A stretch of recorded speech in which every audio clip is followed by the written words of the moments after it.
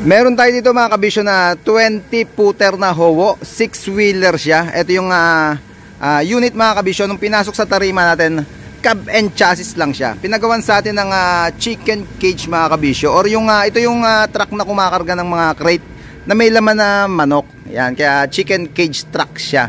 Yung frame na ginamit natin, yan, pakita ko sa inyo yung naging project dito. Yung frame syempre yung stainless pa rin na pasadya na ginagawa natin dyan mga kabisyo. Ito siya oh. Yan, medyo madilim lang. Naka-bender yan na frame na ginagamit natin. 2mm yung kapal nung stainless na flooring yan mga kabisyo. Steel matting yung gilid niya na merong tayong posting mga tubo dyan. Request ng kliyente natin mga kabisyo. Lagyan natin ng pinto dito sa wakali. Yan, merong pinto sa kaliwa yan, merong pinto sa kanan. At syempre doon sa likod meron ding pintuan yan. Sabi ko kanina, 20 footer tong Howo na dumating sa tarima natin. Yung naging sukat nung lapad niya, 8 feet mga kabisyo yung lapad. 8.5 ang taas niya. Yan, 20 footer, 6-wheeler na Howo. Yan yung naging project natin dito sa unit ng brand yung Howo na ito mga kabisyo. Yan, chicken cage truck. Sabi nga kanina, ito yung kumakarga ng crate na may sakay na manok. Yung taillight niya syempre, yun na rin ang ginamit natin. Yung kasama ng unit. Sayang kasi, brand new yan. Kesa palitan pa natin, sayang naman. Naka-plastic pa mga kabisyo, bagong bago.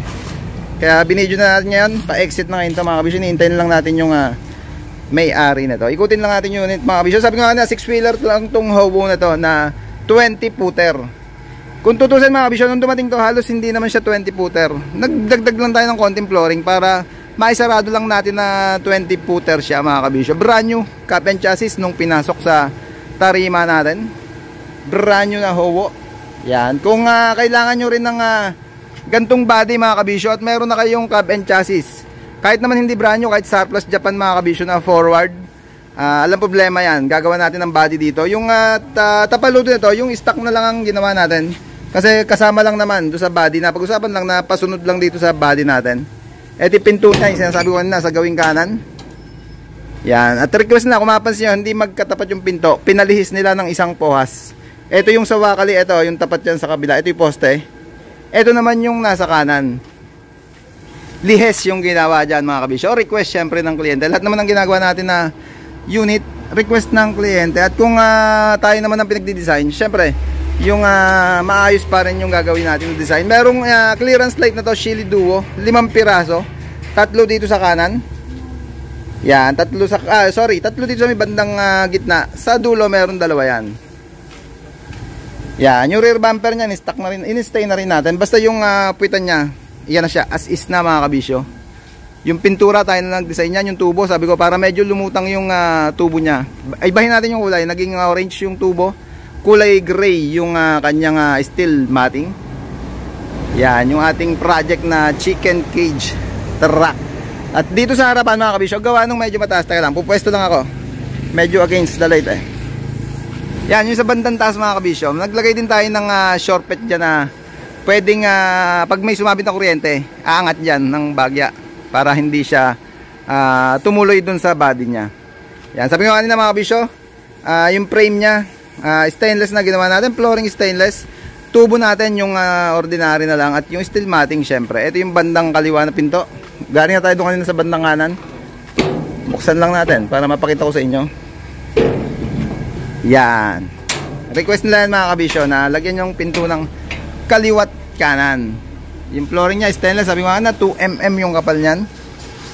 Yung frame na ginagamit naman natin dito 4mm or minsan nagpa 5 tayo, depende sa request din ng kliyente. Syempre nagbabago-bago yung presyo doon. Para sa inquiry mga kabisyo, meron tayong pinopost na number lagi dito. Tawag na lang kayo. Kahit naman hindi ganyang body, kahit yung repair lang na L300 body mga kabisyo. Ito meron tayong repair dito.